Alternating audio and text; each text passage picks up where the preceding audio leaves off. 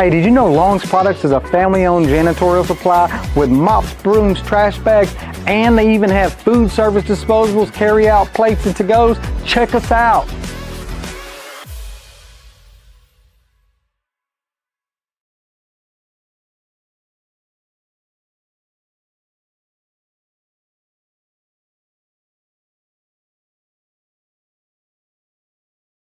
And Darren is our CFO and also helps with leading our administrative programs.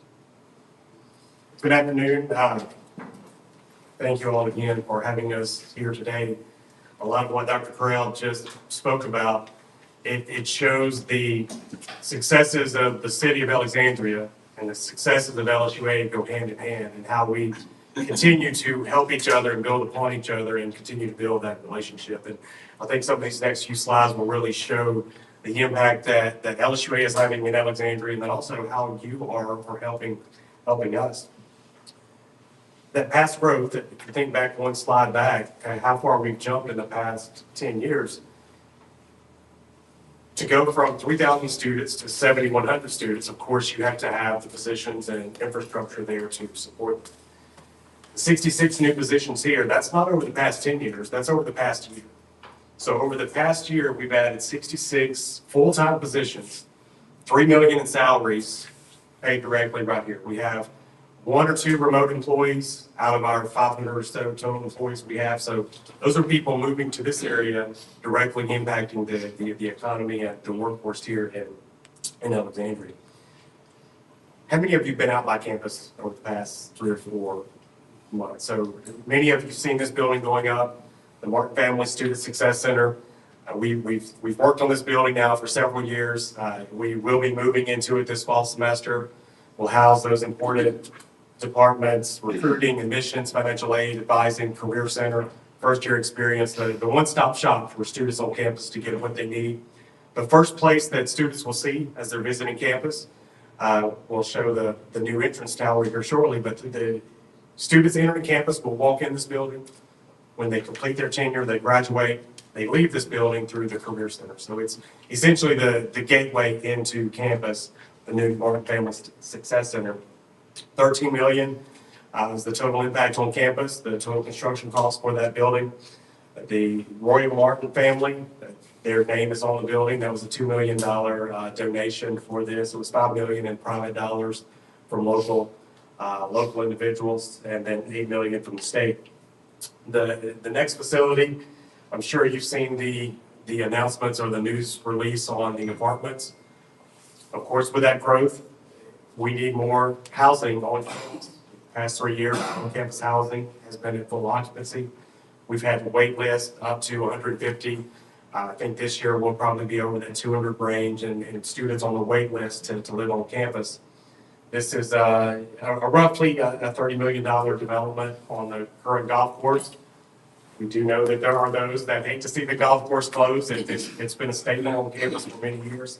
However, it's underutilized, and the university has been taking or using student tuition and fees to subsidize the golf course, and we need that space for the continued growth of campus. So we're very excited about this project, as well as future development on this corner. Once this project kicks off, we are looking for additional restaurants and commercial and other items and other entities to come in and grow on this corner as well. This is the first domino in many that we hope to fall on that corner.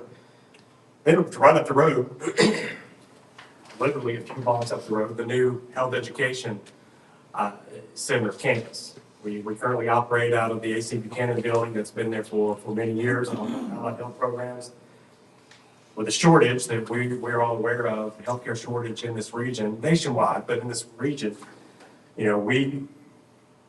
year and a half ago, we had a summit on campus of how do we address these needs. And one of the big initiatives that came out of that, long-term initiatives, is we need to have additional spaces, resources to grow our nursing and allied health population. We're out of space on campus.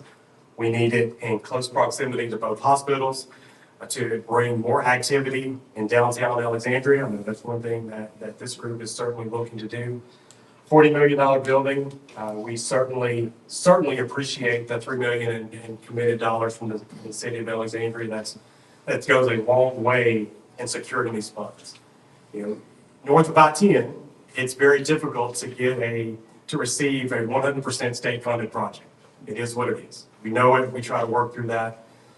We went to our legislative body and said, we've got $8 million of private dollars. We need you to put up the rest. And that's what allowed us to get this $40 million just up the street in Jackson Street. We're scheduled to go to bid this summer, go to construction this coming fall. So for a building of this size, of this importance, of this nature, to go from just a thought 18, 20 months ago to construction a few months from now is unheard of in Louisiana. And we've heard that from multiple entities, and the city of Alexandria has played a big part in making this happen. So we certainly appreciate that and are excited to see that project get kicked off. This goes back to a few slides before the apartment complex.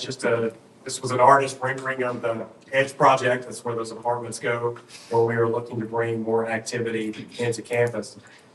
If you've not been out to campus recently, we encourage you, I certainly encourage you to drive by often. It's changing daily in many cases.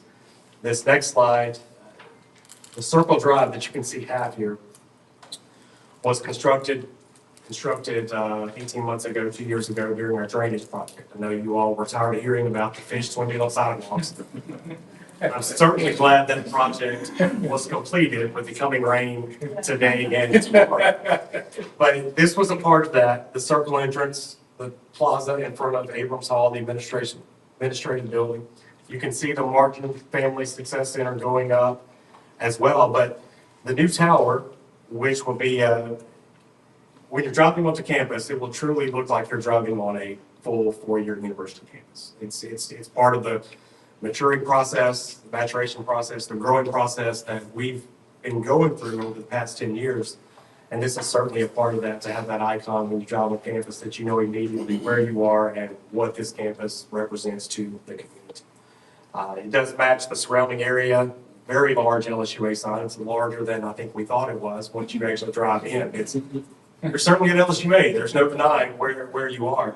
The remainder of the structure will be glass, frosted glass with oak branches wrapped around it. Just a really nice feature to as you enter campus. Got a quick video to show. It's not very long, 15 seconds, 30 seconds. It is, I think the volume is not loud, so before we turn it on, we'll ask you to get those microphones. And these are made by our Stratcom department, led by Adam Lord right here, and his staff put this together a few months ago. Featuring our local students. I have a question for you. A life-changing, path-defining question. A question you need to hear.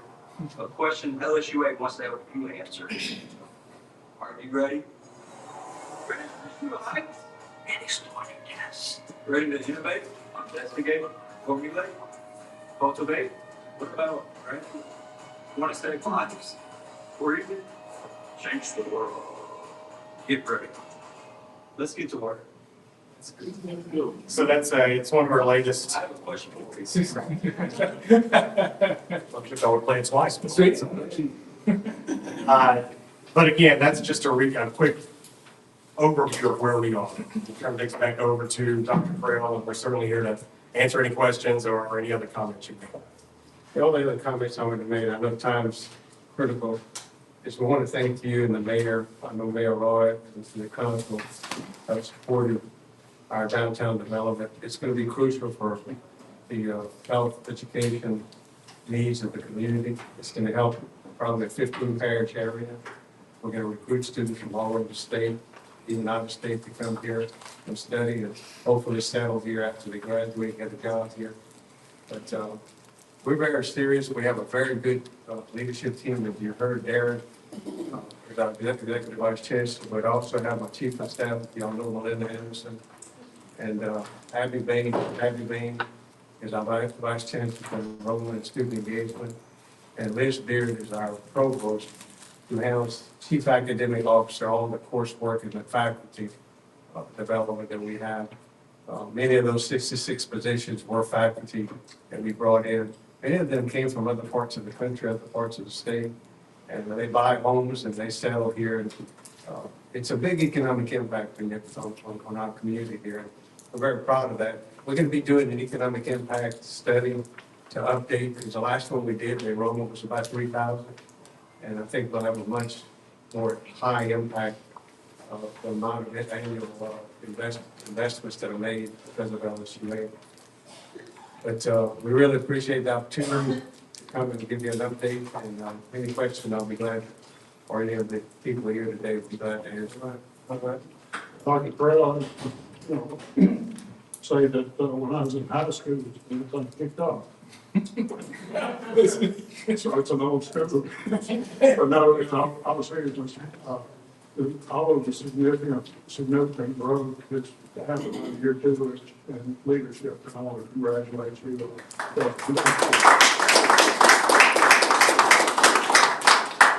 Councilperson Jones, do you have any comments? Yeah, I do.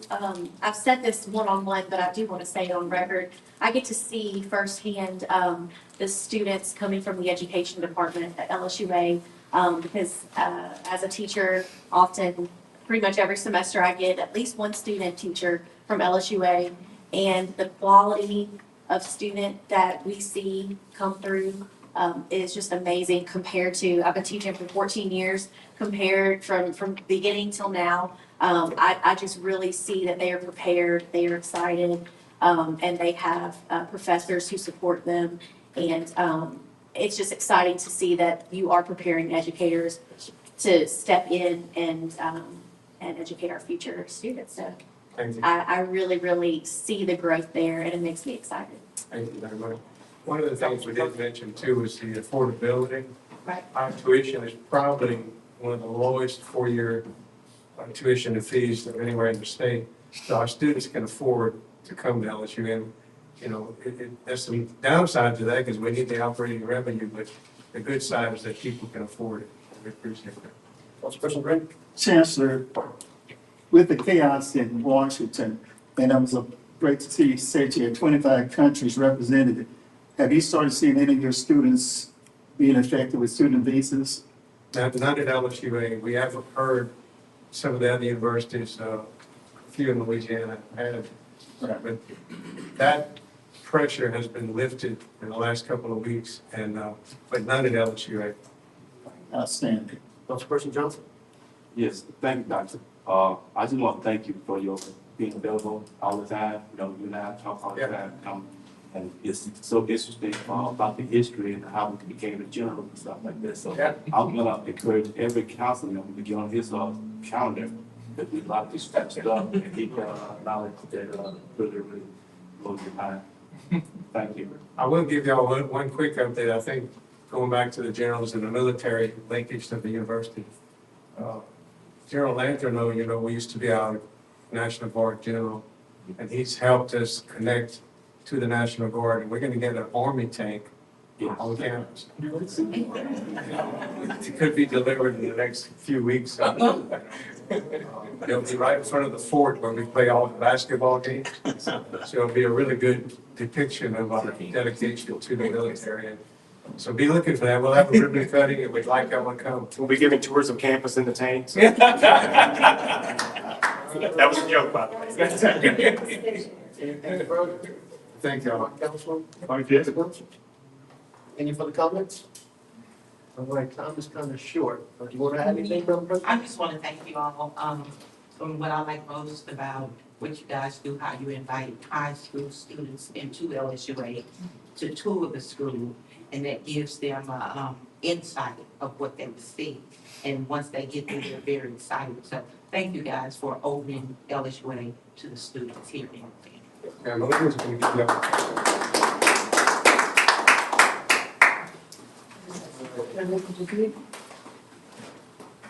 All right, we're going to move along to item number 2.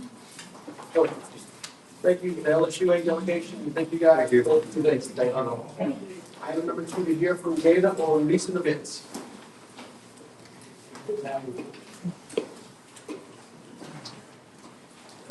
I'm good. Yes, sir.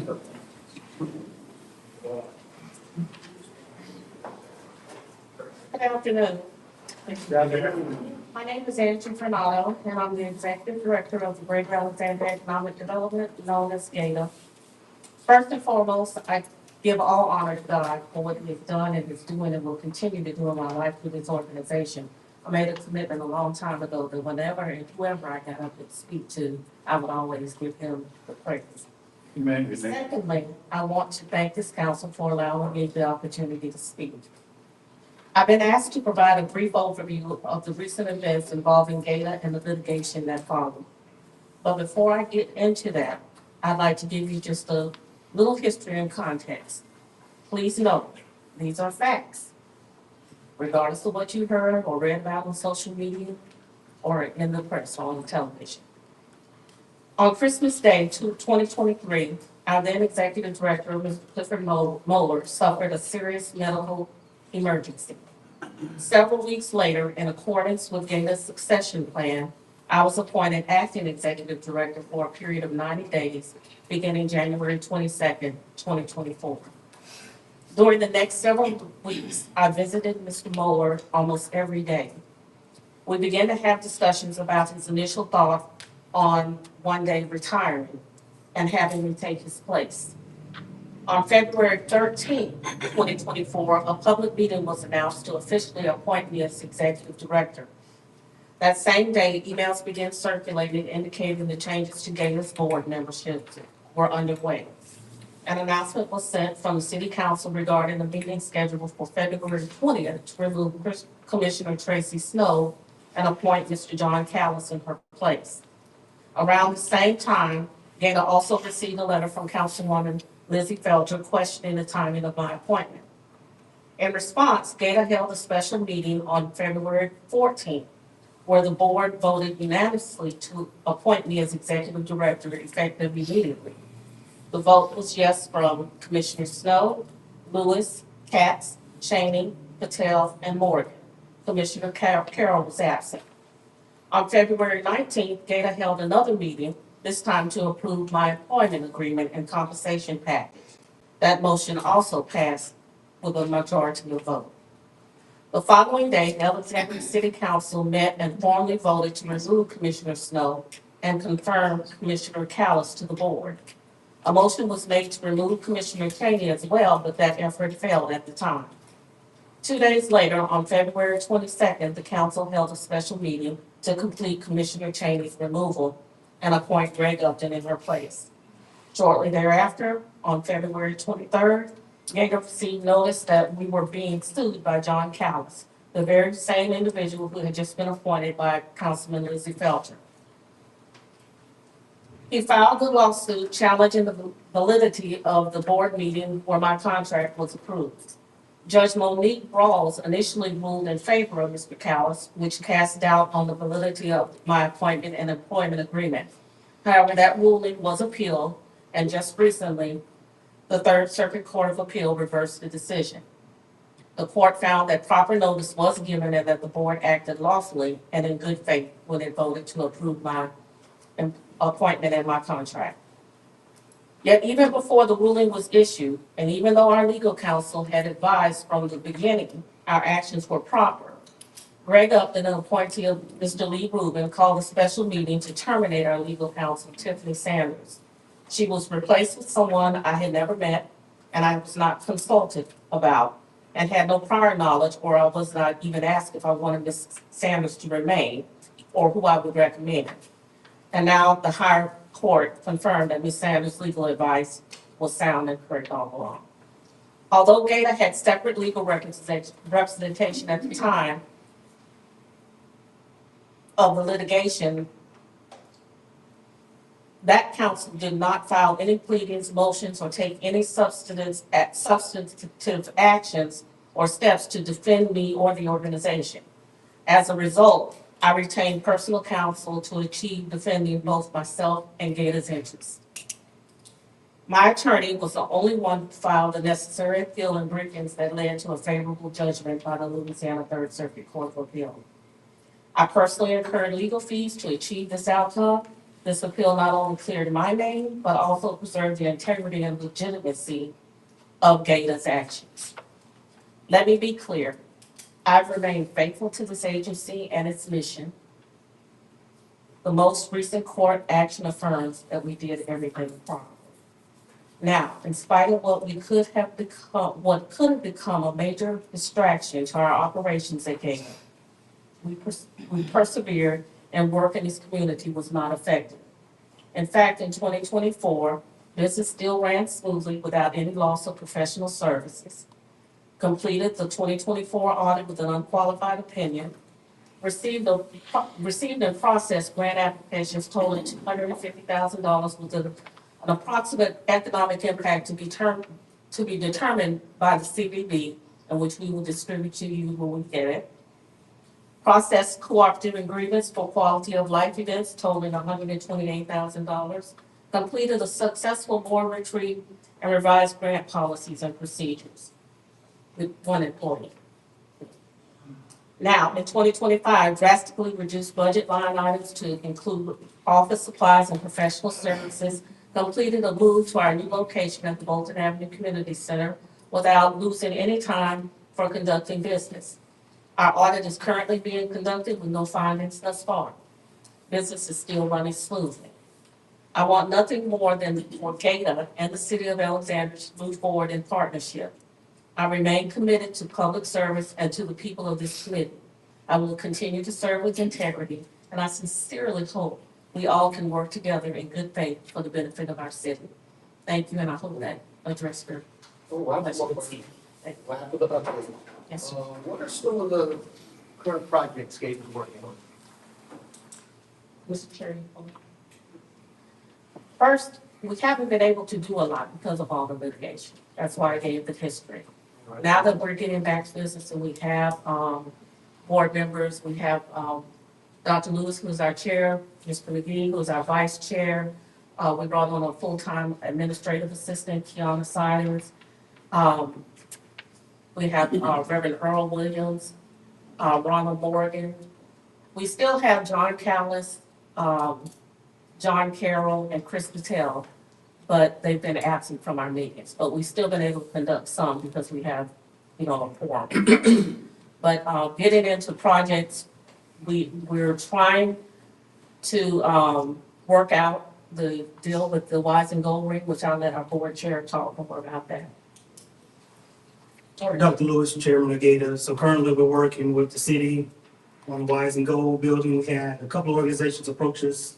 I'm not gonna give out any specifics because I was still in the works to build downtown as well into another vacant facility within the downtown area.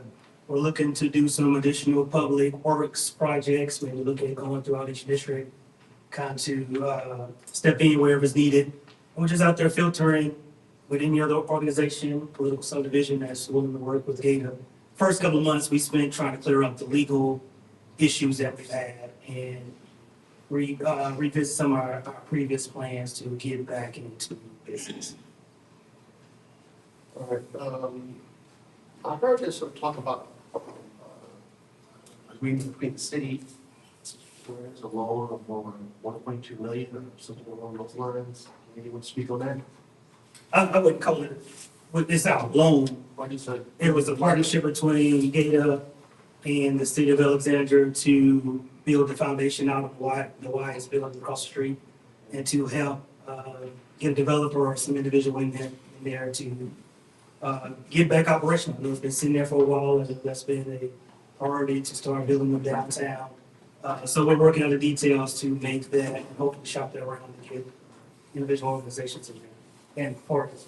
Mr. Lawman, I think the document you're referencing is an intergovernmental agreement Yes. that this council sanctioned in December between the city and GATA. Yeah. And there was an addendum to, with the Wise and Gold Ring building and also a second one for us to move into the Bolton Avenue Community Center. So that, what the plan is, Well, on April 17th, Mr. Richard Branson, our economic development advisor, sent a letter to Dr. Lewis regarding reimbursement. I don't know where we are on that right now. So the main agenda We have a few things that we need to go through and ensure up some wording in the document, but it's on our main agenda. Or May 20th. Yeah, May 20th. Start working through that. Follow Ms. Felton, any comments? All right, so start. Mr. Green? Yes. Excuse me. Mr. Goins, when was this approved? In December? That was before I came on, because I don't recall. I believe so, yes. Okay, so we still have, Ms. Bernardo, do you all still have a no. Do they still have a developer with this project, With the WISE project, Wise project? I'm not sure if we have a developer at this time, but we did some roof work on the building. Tom David and his company did the roof work on the city under the IGA. This council passed, and that unanimously, the entire data board passed. They were seeking reimbursement under that. So that was the previous council that approved the work by Pan America, you're saying, correct? I don't understand your questions.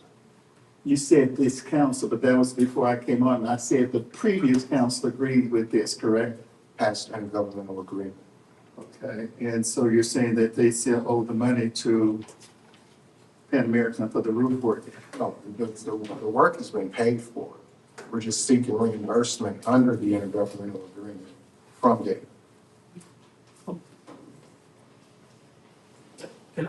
Gail agreed to take on some of the foundational work that's required for the building. That's what he's speaking of. So I believe the roof, some of the gutting and the foundation for the building to get it back operational, that's what we agreed to. And he's speaking of reimbursement for that. So reimbursements were sent to us, I believe, in March, that were paid by the city in February, mid-February. And Mr. Ransom sent invoices for them to go on the agenda. But we have a new board also. So a lot of them were not present when that agreement was unanimously approved. So we have to have conversations with our new board to figure out how we navigate through this. Go ahead. I understand and appreciate you going back with your new your new board, because I'm having a problem, and I've had a problem ever since we accepted that Wines and Go Rate building, and I call it a cash cow, that we're spending citizens' money that need not be spent there. My opinion of 7. So I'm looking forward to seeing what this intergovernmental agreement looks like that was passed in December 25, and further investigate what needs to be done with that building. Thank you, Mr. Nardo, for your answer. Thank you, Councilman Goins, for your answer. Ms. Bernard, has your council giving you an update on this matter? Not quite. We haven't had an opportunity to meet as a group. I've heard individual comments, which I won't say what that is until they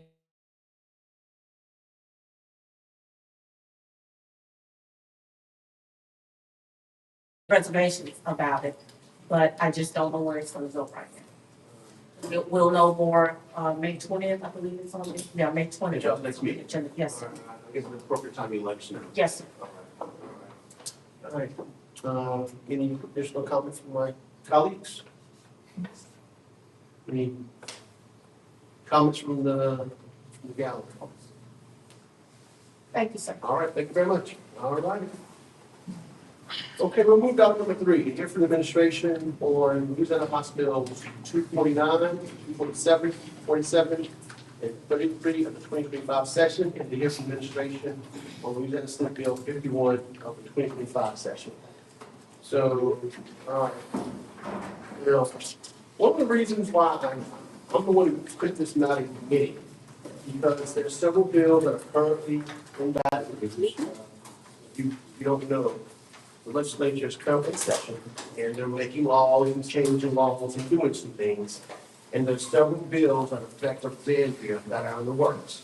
And I think it was appropriate for us to discuss these bills. Everybody have a copy of me? you know, that we discuss these bills before we, so, people know what's going on. I think transparency is very important. People need to know what's going on in Baton Rouge. This body is charged with making law, and I think a lot of my colleagues need to know what's going on. I don't know if they do, and the purpose of this meeting was to not only educate my colleagues, but also educate the people to know what's going on. So, let's begin with, let's see.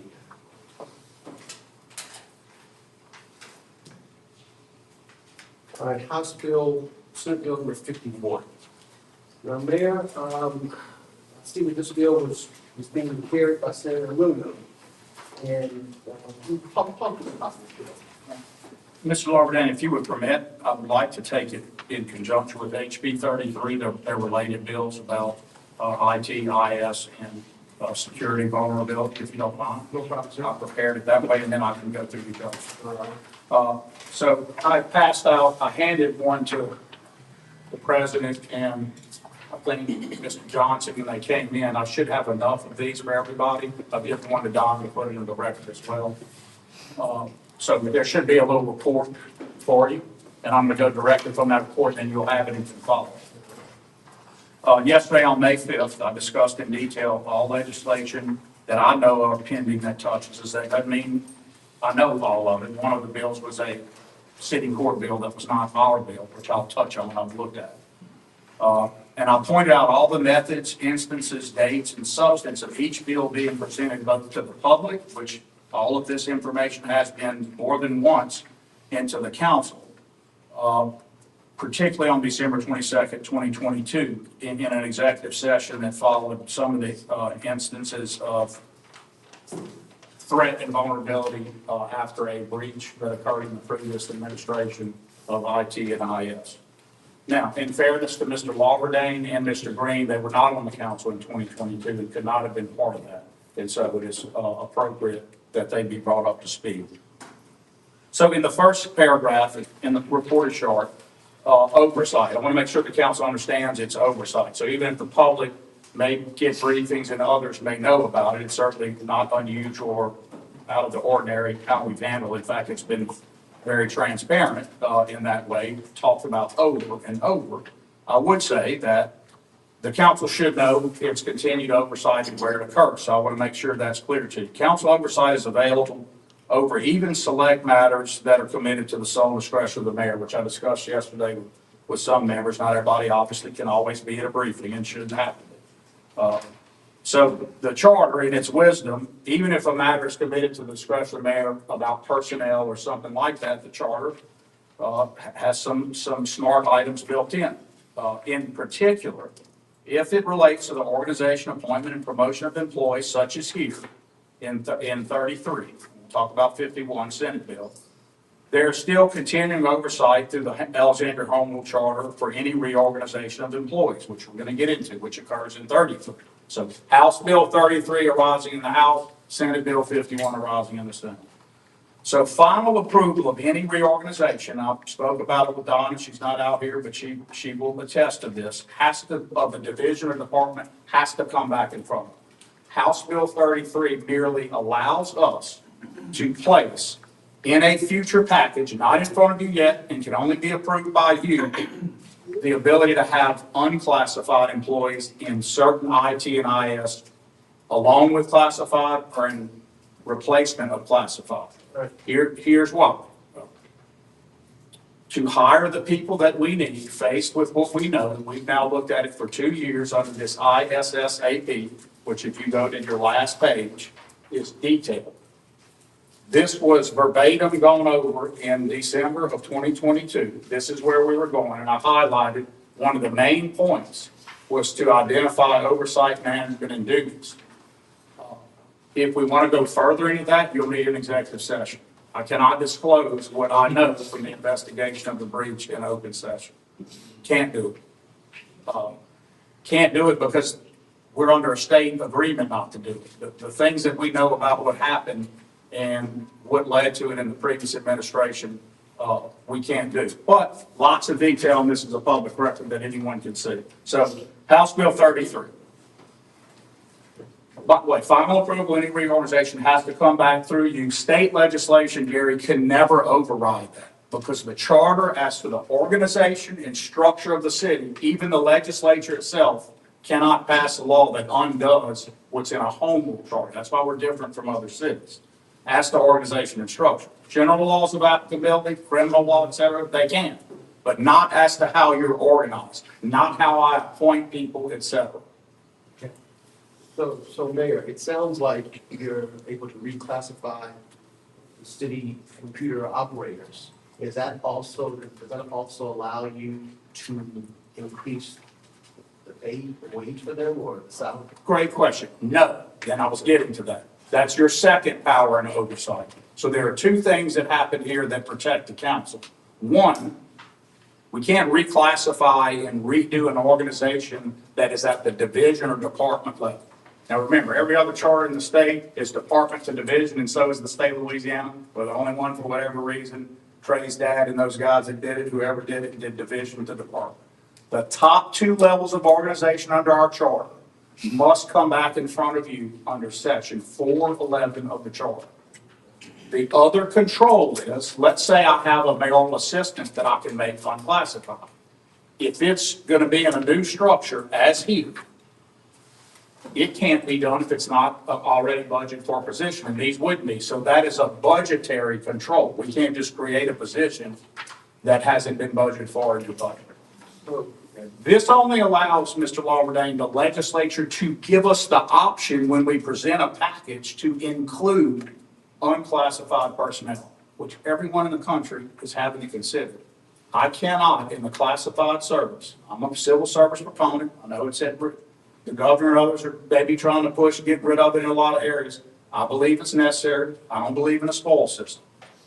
But I do know from what I would disclose in another executive session, if you wish for, why you have to have a certain nimbleness, if you will, with regard to pay and hiring and firing when it comes to the vulnerabilities with the ITIS. It's immediate the problems. Civil service is incompatible from a disciplinary and hiring standpoint.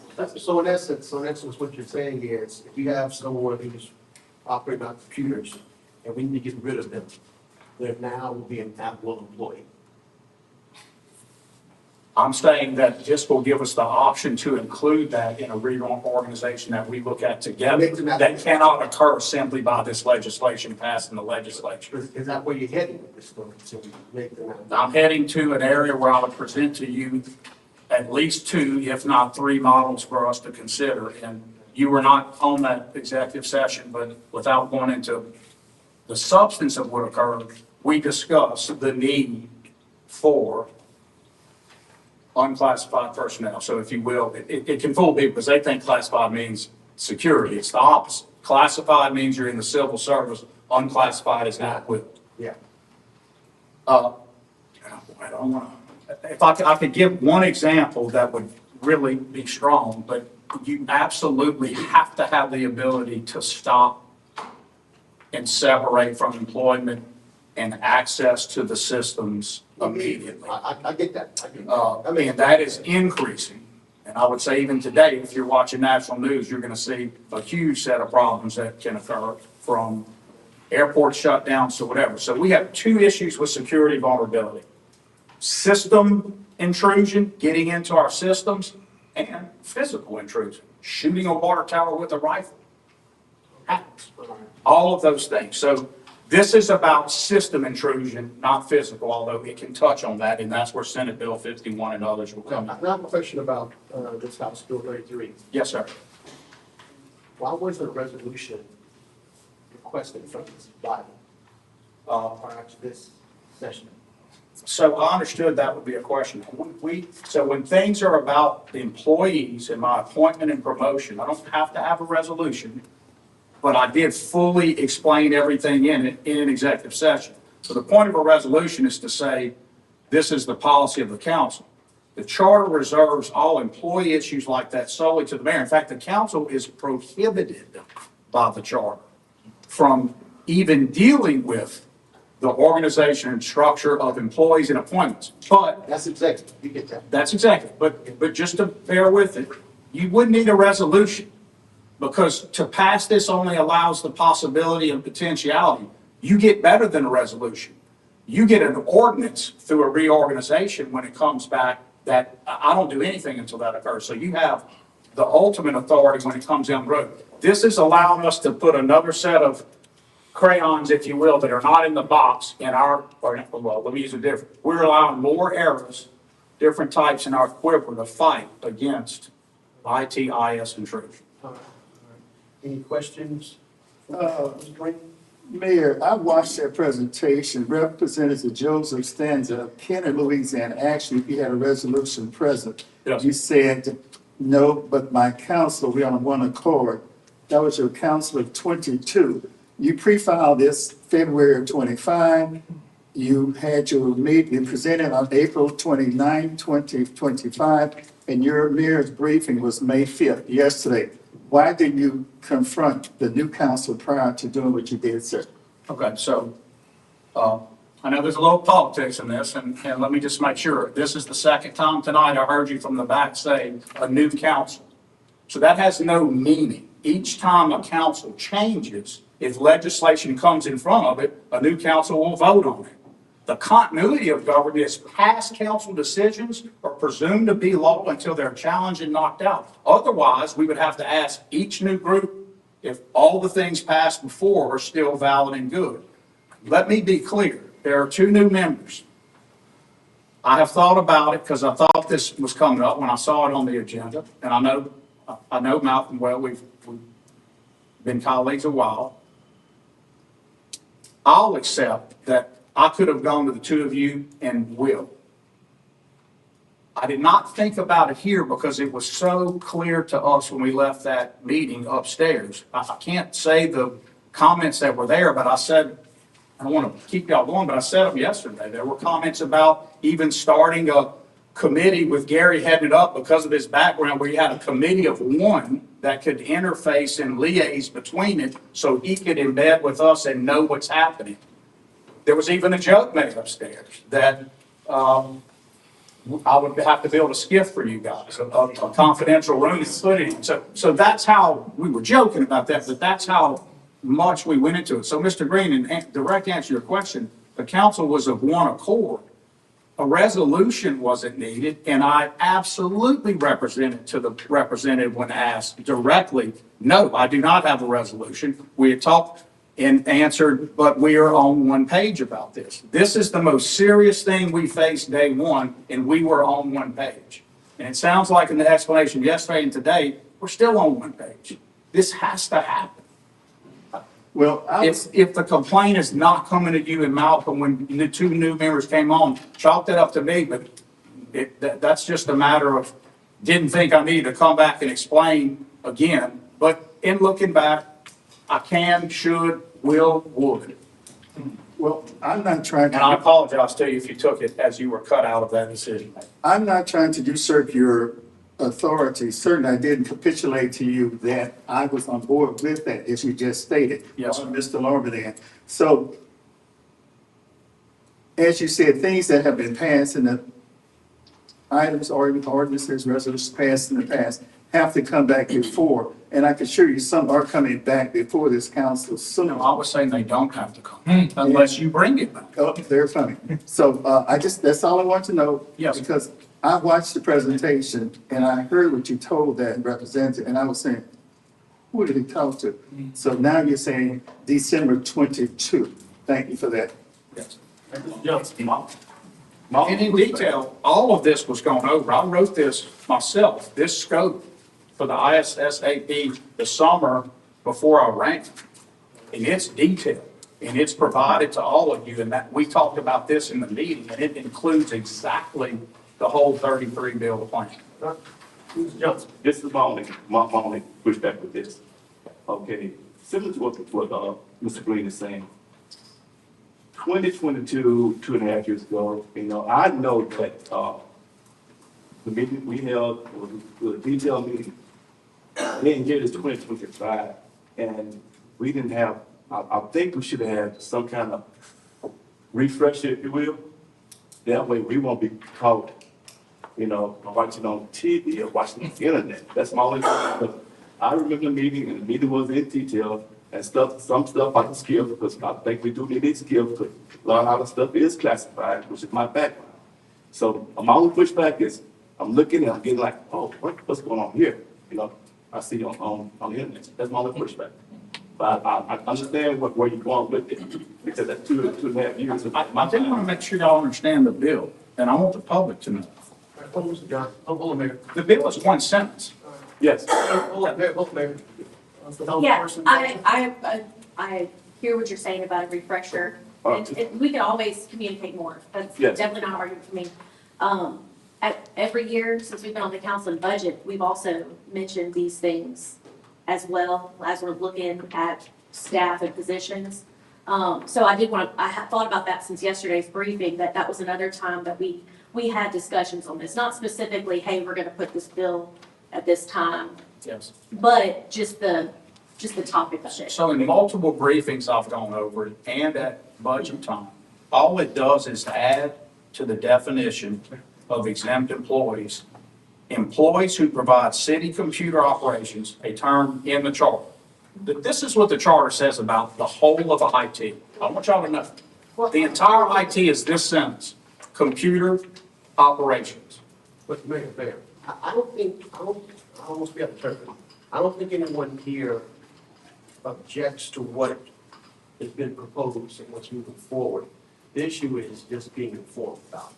I just think it's lack of communication. That's the whole thing. When I sit here and I listen to everyone, and then I saw it's not about what you did, it's how you did it. And all they're saying is, lack of communication. All we would like to know is when something's gonna take place to inform us, and then we want to feel the way that we do. It's not, just like Malcolm said, it's not what you did, it's how it was done. And once again, that's just lack of Okay, communication. listen, and I accept that now, President, and that is fine with me. I just want the public to know, because I know how media works. I did this by the book. No, we're It not was saying. published, noticed, discussed at committee. Everything is 100% by the book. And look, one tiny bit of pushback on ITIS. We talked about it in that meeting. One of the things we talked about is not to bring it up at council over and over. You remember this, Chuck, because we're doing exactly what I warned about. There are people out there who watch you brag. You remember this conversation about what you're doing, and they'll hack you just for doing it. And we're doing it right now. This is exactly what I didn't want to do. But what I could have done, Madam President, is individually just said, hey, this is about to come out. I need y'all to know. I accept that. It will not happen again. That's it. That's all. That's it. It will not happen again. On that note, I'm not as old as Chuck, but my mind is, my mind don't operate like. Certainly looking.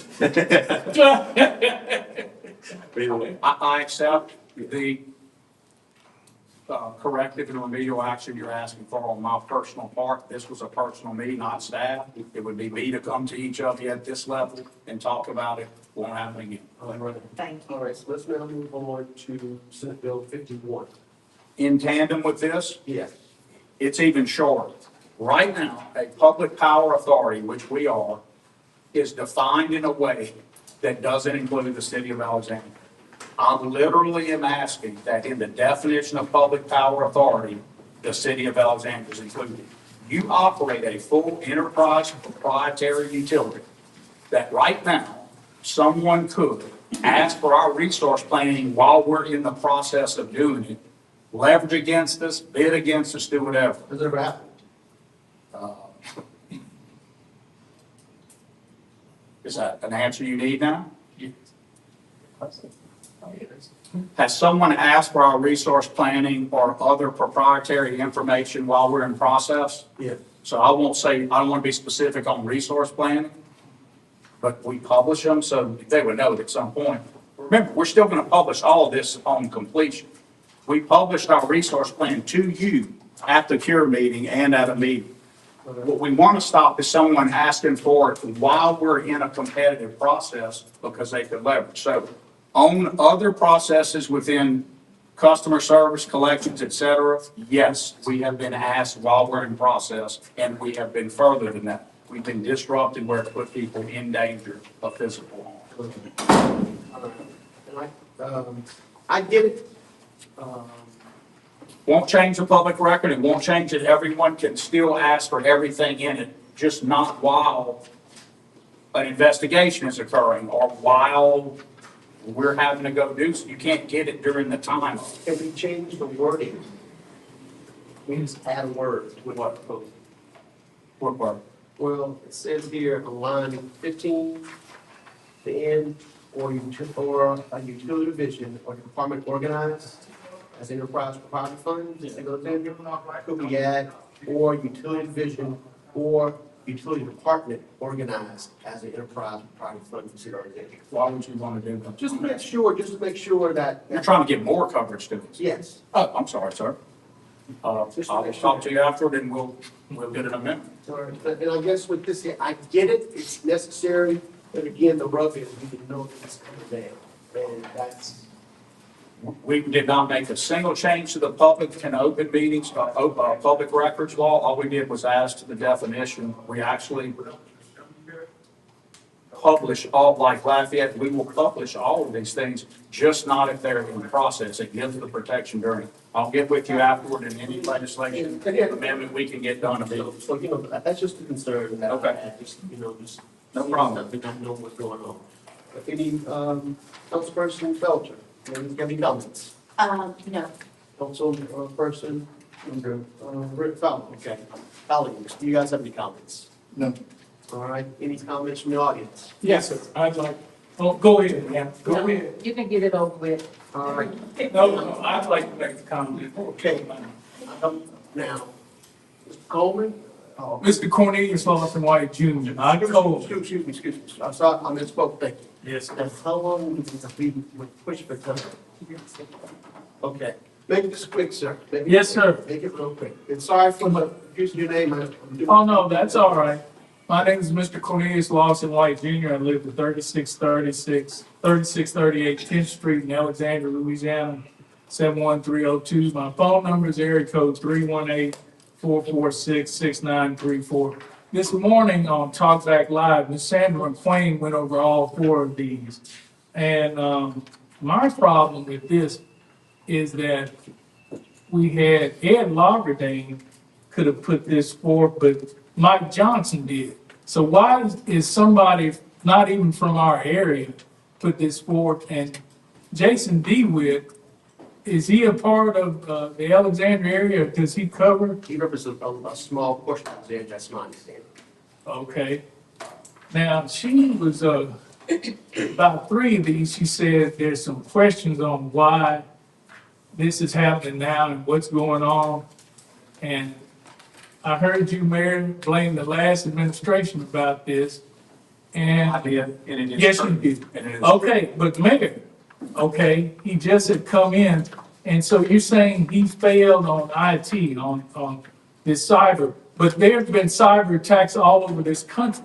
So I don't think you can blame him, but like I said, you want to blame him for that, but cyber attacks on hospitals, ransomware, and all like that. But I want to know is this, okay, how come he didn't go to Laverdan and say, hey, I want to put this in?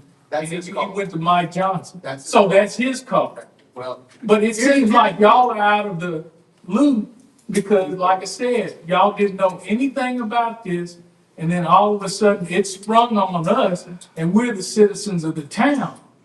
And that's what's got people upset. Nobody's upset, not one. Yes, they are. Listen. I know you don't want to say nobody's upset. I have unpacked this in public meetings over and over. You But take no questions, Mayor. I took questions yesterday. I have public comment on my meetings. I'm not gonna debate Mr. White. You take no questions. You supposed to be on 970 AM to take questions, you still don't take questions. Okay, now, so y'all are all right with them using other legislative, 100%. I'm just asking. Mr. Cornelius, can you please wrap it up, sir? Yes, that's what I'm asking. Are y'all all right with other legislation like Mike Johnson, who is not in our area, bringing up bills for Alexandria? We'll talk about that.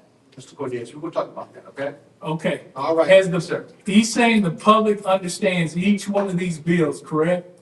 Now, that's. Mr. White. No, I'm asking. I'm not gonna. See, you get frustrated. All I'm asking, you said you explained it yesterday, right? Well, Senator McQueen explained it on 9/70 from 8 a.m. to 9. All I'm asking is, does he say he explained? All right, move on, Mr. Cornelius. So we can't get the bills explained? We're doing that now. Okay, We still have some more to do. okay. We haven't So, finished yet. so will this interfere with civil service? That's what I want to ask.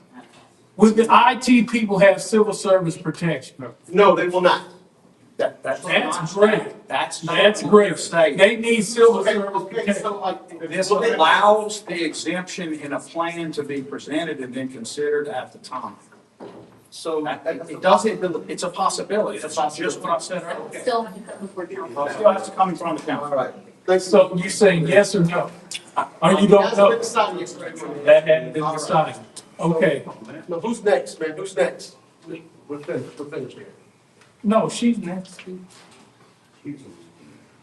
Well, we want to answer questions. Hey, Ms. Bear. Hey, Ms. Bear. My name is Linda Bell. I live in District 2. And I want to thank Mr. Green for asking the question that I was going to ask. You guys talk about transparency. And the public should know, not everything, but we should know what's going on. I heard the mayor just say a few minutes ago about the breach that he cannot talk on it.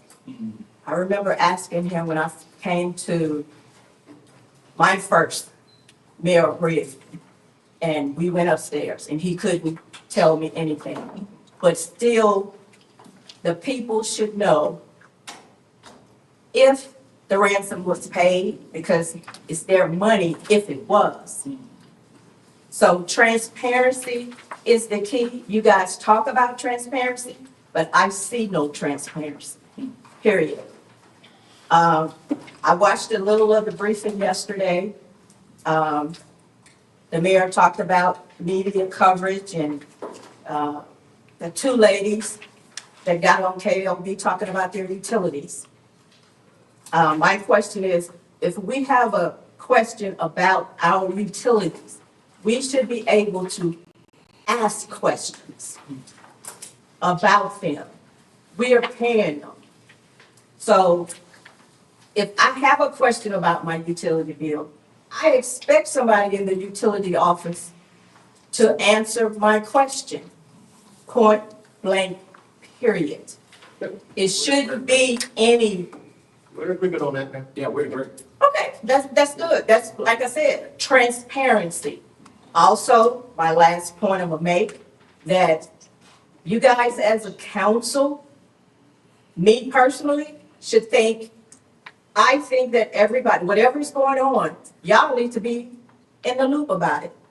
Building a skiff, even though it was a joke, information still leaks out. And I'm gonna leave you with this. Proverbs 15:9. The eyes of the Lord are watching everywhere, keeping watch on the wicked and the good. Amen. Just a point of clarification, no, at no time yesterday was the focus about the utility issues. I was actually trying to say that earlier. This doesn't change the law that all utility accounts are public record. I've been the one, it's interesting, pushing to maybe reconsider that because it is embarrassing to people. All I did was point out that what are we supposed to do if people do go on and tell you things or the news that aren't true? You're kind of in a catch-22. That was the only point. We had an hour and a half long briefing that was about a whole bunch more things than that.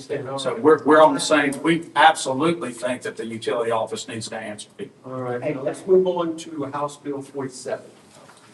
47 is relative to the police department. This bill simply takes what present law says is only seniority to promote and moves it to merit-based promotions where things other than seniority come into play. So it takes out seniority.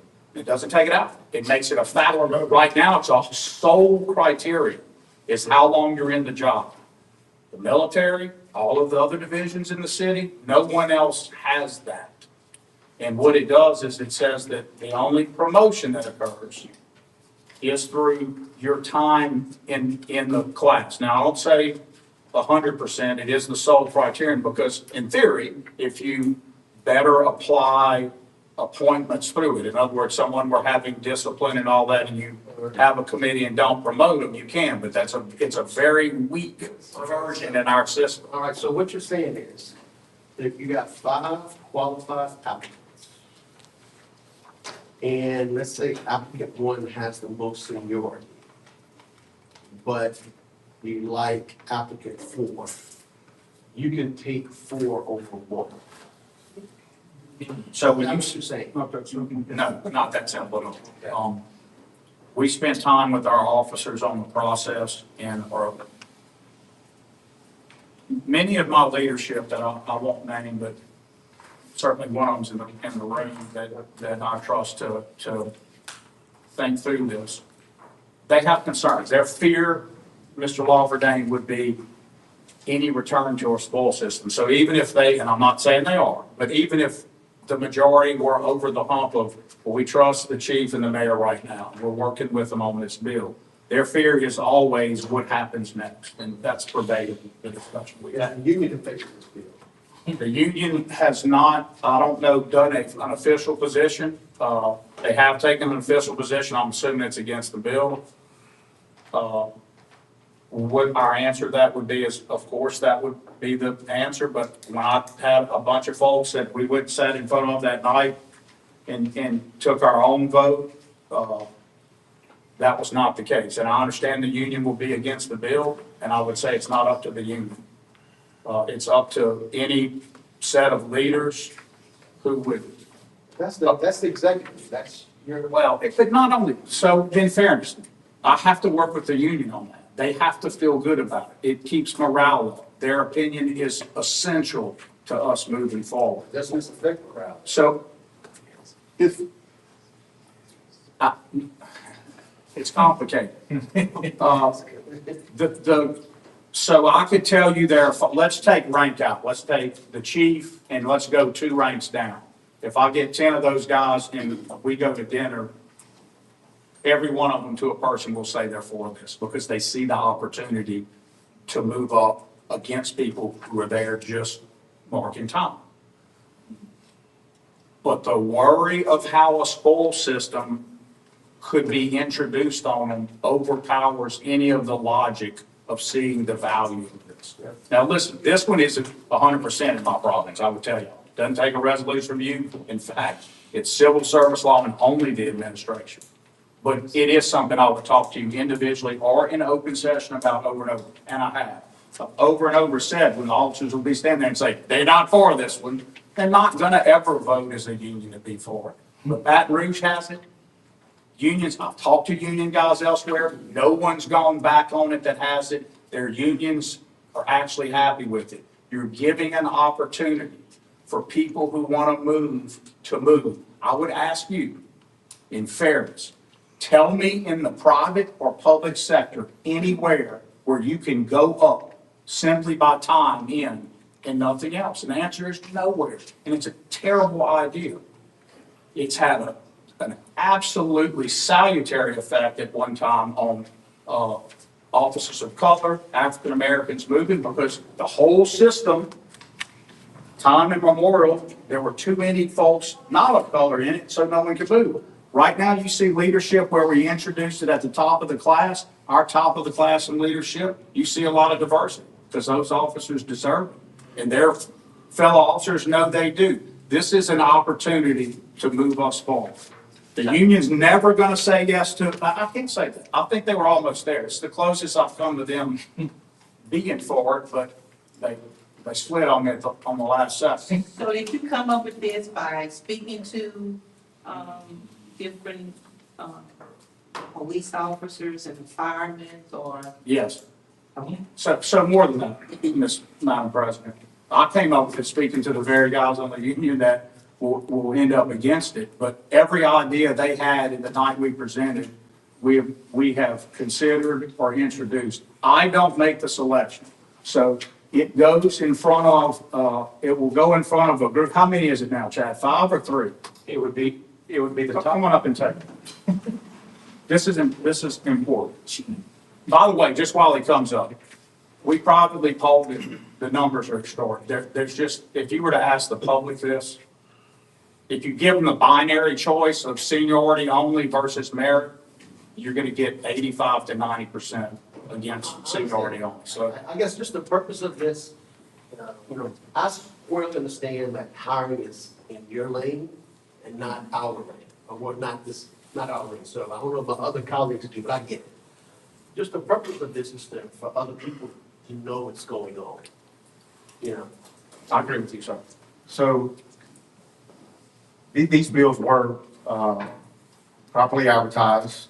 It's a local bill. It's required by statute, by law, to be publicly advertised. This is something that when Mayor Roy appointed me, I was very strong about. I am very strong and passionate about it right now. I think that civil service and seniority, and let me back up. I think seniority-based promotions are prohibiting us from selecting the best leadership that we can put forward to provide public safety to the people who live and come to Alexandria every single day. As Mayor Roy said, all of the agencies that have that now, Baton Rouge, Caring Crow, Rain, Scott, and there's Kenner, Leesville, and Morgan City. None of those agencies have come back to the legislature and said, we've done it wrong.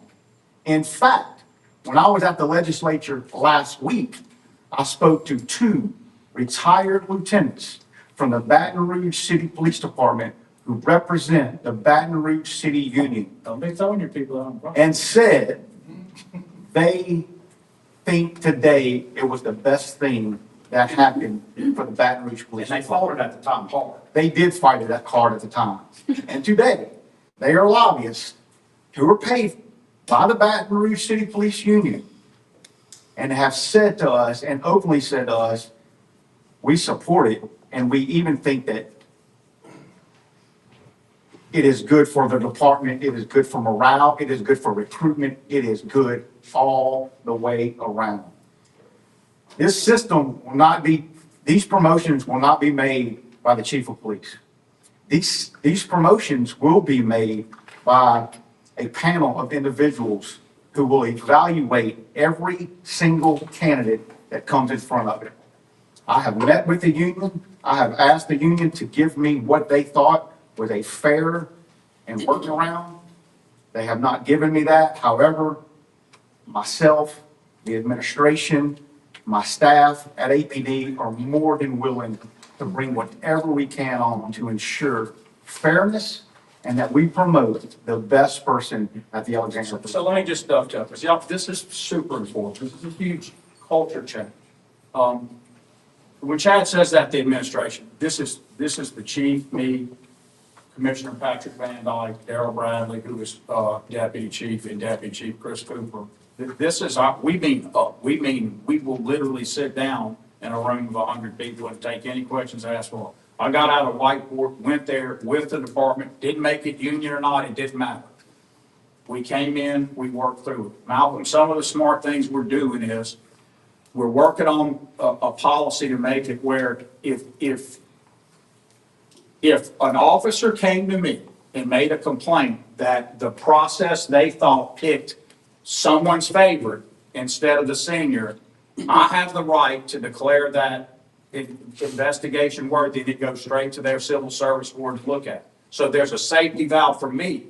If anyone makes an allegation that that's the mayor's choice or something else, we have 2 safety valves built in. No one thought of that one. We did. We also have it where down the lane, if you can't get a selection out of that, or if the person doesn't make it through their probationary period, we look again at seniority. We don't want seniority out.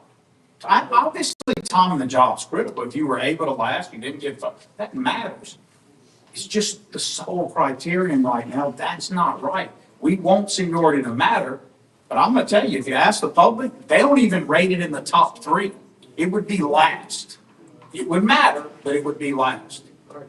Seniority gets you to the list. You have to have seniority. To get on the get you list. You go ahead. I didn't want to No, talk. no, no, Councilman Felder, Mr. Fowler, you guys have any comments? No, I think it's a good idea. Yeah, I think it's important to have, protection in place, because you don't want to go to a spoil system. You know, one thing that was an easy thing to say, like, Mr. Larden, when you said, oh, there's 4 people, and then you like this one. Well, it's not because you like this person. I mean, there's a whole process of evaluating. They can internally appeal an immediate. An officer I trust is sitting right there, smart guy. If he smells a rotten egg, he can immediately initiate a process that gets it reviewed. And there's a standard we're writing a review. I think I'm gonna make it less than arbitrary and capricious, Malcolm, to give them an even better shot at overturning any spoil system review. This is a super thoughtful way to bring our culture shift without a shock. I do have a question. Okay, so the fear is always, after this administration or after this chief is gone, how difficult is it to get away from the plan that you're gonna put forward? So they're smart, that's their big thing. Right. So at first I said, all right, I'm gonna write it in the rules of civil service. The cops are a little more paranoid than that. They said, well, who appoints to that? How can we do it? So here's what our commitment is. We think the bill will pass. We don't know that. We think the bill would pass.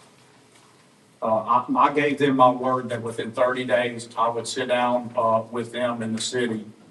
And we think we might ought to make statute of some of these ideas that we're doing it different. And we think it'll be a model thing to immediately have a year to figure that out. And I'm gonna put that in writing with them that, so the next session, those good ideas where we're doing it different and not making the culture shock and creating these safety valves would be statutory. And then no one has to ever worry about it again. And we might create model legislation along the way. We think. Yes.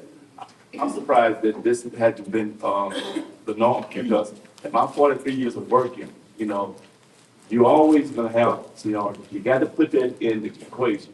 But if you just sit back and get promoted, and this, in no cases, police officers, you know, clearly getting a better evaluation, you know, who do you want to be protected? I mean, so this is, I'm surprised it hasn't been, you know, so. Mr. Green, Mr. Green, you have comments? Yes, sir. I've spoken with the Fraternal Order of Police who's blatantly against this. To me, seniority plays an important role in any promotion. And as they're telling me and saying, this is putting politics in place. My opinion, me talking to folks away from Alexandria.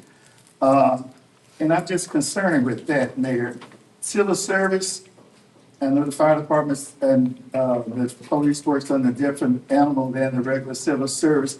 But even talking to citizens that I go to church with, that work for the city of Alexandria, are getting ready to start doing a mass exodus away from the city working in the next couple of months. And we're training people that are leaving. And because they say that's not right, in my opinion. And I just wanted to interject that we need to look at that. And you said the They said agenda what's is not against right, Mr. Green. this bill for one thing, and other things that we're doing with civil service. So that's strange, because the city civil service for all the other employees is already pure merit. It has none of these extra safety valve protections. So that makes no sense at all. Because they already can be appointed just by the. Next month. And also, the Fraternal Order of Police is not just barred by our charter from talking to you, so I'm gonna wanna know how that occurred. They're what? You're not supposed to be negotiating with I worked for the unions. Fraternal Police for 10 years. Okay. So That doesn't mean that you can I can negotiate. speak with whoever I speak with. I worked for the Fraternal Police for 10 years, so I have past friends in the Fraternal Police. So in that capacity, that's what I'm saying I did. So I am not divulging anybody's name to anyone at this time. if I might add, the Federal Order of Police have not expressed any position to me on that bill. And I might add also, the last three bills that, in last session, this exact bill, this bill was mirrored after Kenner Police Department. We changed two things, the word Kenner to Alexandria, and the word 3 to the word 5. Same exact bill, came out of committee, the House, the Senate committee, and the Senate floor, unanimous. And no one opposed that, no order or union opposed those bills, all three of those bills last session. And that was my point, is that one person who says I'm a member of a union talking to Mr. Green is different from an official position of a union. My whole point for the exercise is the discussion that's what happened. Has this type of discussion ever occurred prior to this legislation being before? Yes, when Ms. Felton, yes. I've gone over it in this room many times. In budget process, listen, I can't speak to when you came on most recently that you'll have had as many times, but I have gone over this adding competitive classing to the police. Not only in this room, I see heads nodding that they remember, they're not even members of the council, so many times. And if you look at my 100-day plan, you will see I ran on this. Cool. That I was gonna get them there. My ego, I was gonna get them to adopt it at the union, which I fell short of. I thought I could. All right, well, I'm glad that you kind of got me up to speed. Well, I want to kind of make on this one now. There's a short on time, but there was another bill that. Can we respond to that since you let the public comment on the, I'm just asking. So no response, okay, that's fine, thank you. Now, there was another bill that I saw. City court bill? The city court bill, there's two left. No, there's one left, that was the wrong bill in there. It's only 4 altogether, 2. No, but there's one I saw, there's one that I wanted. Mr. White, the council has the floor to read. Don't interrupt the council. I'm not trying to interrupt the mayor, but it was only 4 bills. One of these, 247, is not with Alexandria. It's I know it's not. He knows it's not. I know it's not. Are you free with that bill? Mr. Lauderdale, yesterday in my briefing, I pointed out that it was not.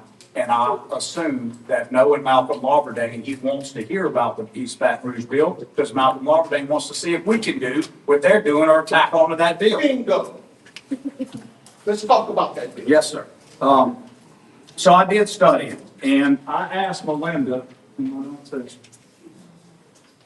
I spoke with her about it, and she said that she was reviewing some things for you. okay, so I made the assumption that's what you were up to on that, which I thought was smart and right. I read the bill. Melinda Grimion at Planning is comparing this bill to our current state. And we are creating to bring to you, and I think there's a fact sheet coming down, Kay. There's a fact sheet on the agenda. There's an introduction today, right, for us to create an ALJ staff. All right, so let's kind of preface what we're talking about here. I'm sorry. Kind of give people the speed. Mr. Lauderdale took note that House Bill 247, authored by Chenevert, authorizes East Baton Rouge Parish and the city of Baton Rouge to expropriate blighted property by declaration of taking or a quick take process. One of the challenges we have is doing it quickly enough. So what we're looking at is this Baton Rouge bill, the chief sort of touched on notice on local bills. So everybody has to remember, this is a fiscal session. And in a fiscal session, only bills that have to do with raising money, generating revenue, and appropriating occur, except, because the legislature, they each get 5 local bills that they can do. So local bills have to be specially advertised and all that, which we're pointing out all our bills work. You get 5 local bills on subjects you want, and everything else has to relate to the 2 big things. Obviously, one of the bills was this. So the first thing I would say, Mr. Lauderdale, is if we decide we want to tack on it, I don't know if we can because I don't know the local rule if we're not meeting our own local advertising, but I'm going to check into it. Well, I mean, but I guess It doesn't hurt to be included. well, So, that's a agenda for introduction. And item 7 tonight on your introduction is our own version, not this one, of creating an ALJ staff of administrative law judges. So local lawyers will be able to apply, get hired to do that, and make hearings separately for us. And we think. We got too much blight. We got too much. We think that's gonna move it fast. So we can't talk about that tonight, thank you, obviously, because it's only on the introduction. But you have to have, okay, thank you, Dan. You have to have an ALJ before you can do the EBR process. So we're introducing our first piece now. Thank you, apologize to you. So in essence, it appears that type of legislation would help us to remove the blighted property. I think everyone in here is in favor of that. Yes. So in the spirit of this, what we're doing now, would you like me to talk to all of the delegation, and everybody about, I don't know if we can tack on it, but would you like me to try? Please do so. And I think you just I would like for the public to also know what we're trying to do here. So for the public, again, this is House 247. Anyone in the public can just go online, click on the bills, and you'll get the whole thing. It'll show you present law and proposed law. And what the council is telling me to do is see if we can add to the definition of East Baton Rouge and City of Baton Rouge to Alexandria, Louisiana. Yes. I will check on that. So that's, now we're down to one bill. All right, let's talk about the last one, sir. All right, the last one is House Bill 47. I'm sorry, 249. And that is, the bill is by, Judge Starling in the court. I gave it to you in the report, which I didn't follow my report, but you all have it, but it's a pretty easy explanation. It was advanced by the city court to comply with the fair trial adjunct to the due process clause of the 14th Amendment. There's at least 2 cases by the Fifth Circuit. I'm going by memory, so I'm gonna maybe get this wrong. Cain versus something, C-A-I-N, is one case. That's one of them. And the other one is also in that name was the Orleans magistrate judge. And what those 2 cases by the U.S. Fifth Circuit said is simple. Use of criminal fines, monetary penalties, and funds derived solely from criminal cases to fund court operations either has been overtly or quite suggestively declared unconstitutional. So what they're saying is, it's never going to be a fair trial due process in a criminal case if a judge, magistrate, or anybody has an incentive, a motivation to find more, to get more to run it. And so what Judge Starling did, which I think is correct, is a few years ago, he asked us to switch where the city now accepts as its part of the share of money from the court, all the criminal, and he only runs his court on the civil filings. And when we accepted it, the criminal was more. And he takes the civil. And so we did that 2 years ago, Mr. Lawberdane. It was to sunset while we studied it, and this bill by Jason DeWitt, whom he went to, that's not us, takes away the sunset and makes this permanent law. The second thing it does is, and I know less about this part, Ms. McGillis may be able to explain it better, is roughly within his authority on using his civil money. He's asking to be able to pay his people, make his decisions using only that, and it has no fiscal note to us. In other words, the city we don't have to contribute more to make that happen. It's giving him increased authority, is that right, to make those decisions? And That's my understanding of the bill. And their retirement. I think the first part, the sunset, is, I think we're required to do Has this. tort reform had any impact with this with the? This is, no tort reform has impact, but, you know, Kay and I talk every year about the difference in the money coming in. I know the money's. It's just that, it's down, right? I would say that the change in the jurisdictional, in the jury trial versus all of that affected his court drastically. It used to be the place where plaintiff lawyers wanted to be. Now that's changed, because of that, so that has an impact. So to the extent that was old tort reform, not this current batch, then yes, it did affect the court. All right. Councilperson Fowler, do you guys have any comments? All right, colleagues? All right, I think that's wraps up all the bills.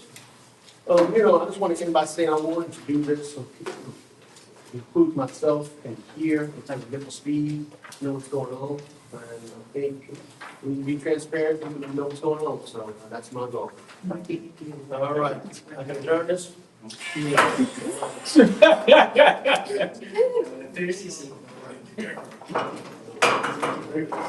Thank you, members. Alexandria City Council meeting Tuesday, May 6th. Call to order, Alexandria City Council meetings and council meetings are broadcasted live. May be viewed live by the public on Optus Cable Channel 4. A rebroadcast may be viewed on Optus Cable Channel 4 in the City of Alexandria, Louisiana website. The invocation was done by Councilman Green, and the pledge of allegiance by Councilman Johnson.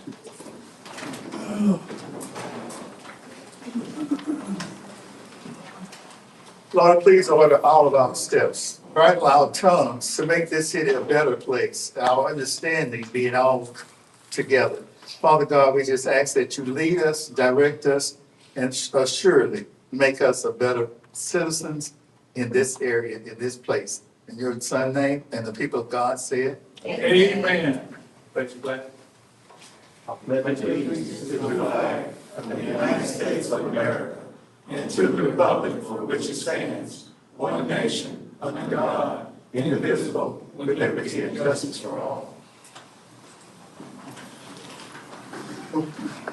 And on call, Mr. Johnson, Present.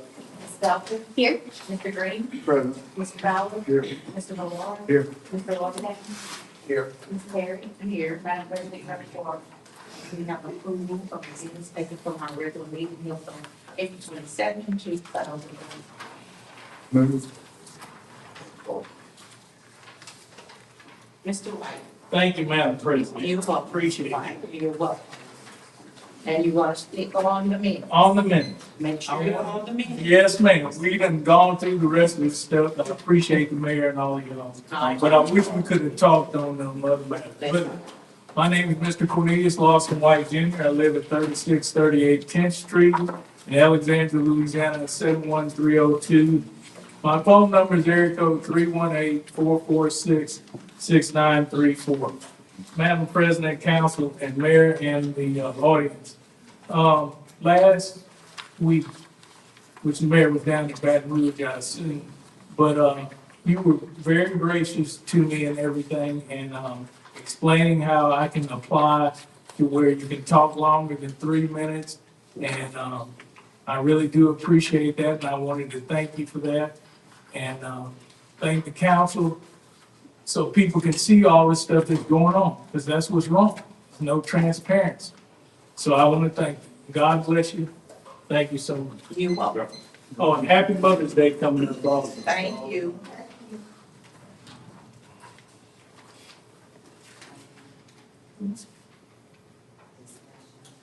Discussion.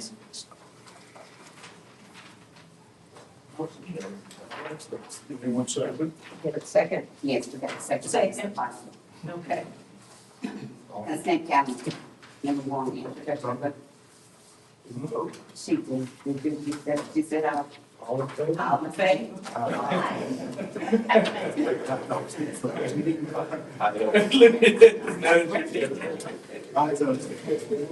consent calendar, number one, introduction of the authorizing the mayor to accept the low bid submitted for gas heating and iPhone Earth. Number two, introduction of ordinance authorizing the mayor to accept the low bid submitted for herbicide. Number three, introduction of an ordinance authorizing the mayor to accept the low bid submitted for ready-mix concrete. Number five, introduction of ordinance authorizing the mayor to accept the low bid submitted for operating supplies, electric distribution. Number four, introduction of an ordinance authorizing the mayor to accept the low bid submitted for operating supplies for the electric distribution department. Number five, introduction of an ordinance authorizing the mayor to accept the low bid submitted for janitorial chemicals. Number six, introduction of an ordinance authorizing the mayor to renew the contract with Underground Utility Supply LLC for coordination equipment for the wastewater department. Number seven, introduction of an ordinance to establish a hearing bureau and administrative procedure to adjudicate code violations related to blight and abandoned property, public health, housing, fire prevention, and the environment and other matters with respect to. Number 8, introduction of an ordinance authorizing the mayor to renew the existing contract with Kaplan Incorporated for annual works uniforms for various departments. Number 9, introduction of an ordinance to adopt and levy millage rates for the city of Alexandria for 2025. Motion, please. Move. Second. Second. Motion by, Councilman Fowler, second by Councilman Johnson. Any items to be? So. Yes, 7 to 3. Legal. Yeah.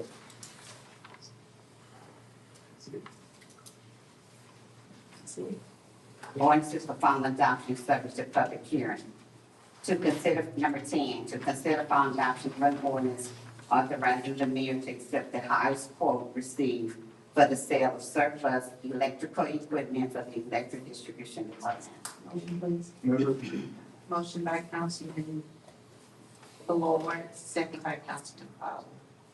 Public comments, Mr. White. Yes, ma'am. Thank you, Madam President. You're welcome. Is this, equipment or whatever we got previously, or is this equipment that's old, or?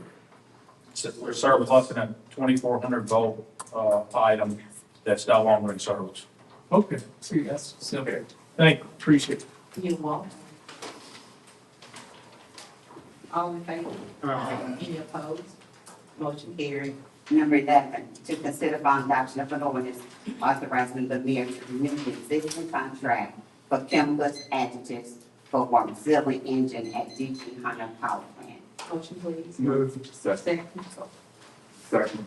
Motion by Councilman Fowler, second by Councilman Johnson. Public comment, Mr. White. I'm gonna pass. Okay. All in favor? Any opposed? Motion carried. Madam President, before adjournment, if I could have someone's personal privilege to make a 10-second comment. Or Mr. Martin, I'm gonna ask Daniel that, you or whomever you deem more appropriate, I think it's gonna be you or Jay or Kay, whomever it needs to be, to get with Malcolm before the next meeting on item 7 and get him fully up to speed, because he'll be an aided presentation with his other members. And I know he cares. And, I would like to give a big shout out to, Tanya and Andy, all the departments of the city of Alexandria that worked the River Fest. I want to tell them thank you for a great job. We did have a wonderful time stepping out in the rain. Saturday, Thursday, Friday, and Saturday was great. And I want to say, I saw the city come together, and no matter what anyone said, we had a great time. And I want to thank all the city employees because I did saw just how hard they worked. So great job to everyone, and thank everyone for that.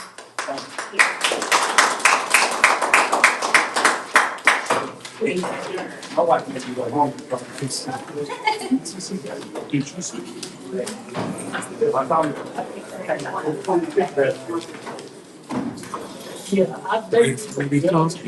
What you talking about, Cornelius White? Tell me when you're ready. The mic is still rolling, Cornelius. The only thing I didn't like, I think we need to have the police unions involved. I don't agree with going on to other cities. Do you want to talk? I was gonna tell you, all those bills, we don't vote on any of them. So I give me didn't say questions. that. No, I'm just telling you. I give you questions, speak about state delegation, and they can answer further questions. Okay, but I still think we should have been better advised. Time is tight, brother. Time is tight, and I. Yeah, but just, your brother should have brought those bills, not, I know. But anyway, like I was saying, I appreciate Mr. Labadan having public comment, but on 2, he wouldn't let us have public comment. And I wish we would have had public comment. Like I said, the police union's against this, and I don't know if it's gonna affect any other civil service employees. Also with the IT department, IT needs to be under civil service also for their protection.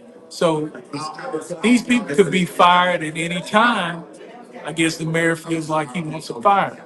On promotions, I believe in the seniority because that's what I believe in. This merit system, then a panel, then who puts the panel together? Does the mayor put the panel together? Does the police chief? Or does he pick citizens to do this? So nobody knows, how the panel is made up, and who makes up the panel. Is there any of the city council members, pick the panel members like they do Gator? You talking about the civil service panels, Yes. where you have fire Fire and and police. police civil service, and you have civil Right. service as well. But this is a new panel that they're gonna set up if this passes in the legislature, separate, I guess, from that. But like I said, I believe in the seniority thing. They ought to keep it, and the union apparently feels the same way. I don't care what's done in Baton Rouge or Rain or these other tenor. This is Alexandria. We're not none of those cities. Thank you, Mr. White, for your time. All right, thank you. We want to thank our Urban Cast viewers for tuning in. Jack should be at the school board office, so he should be going live from over there. Y'all stay safe and stay vigilant.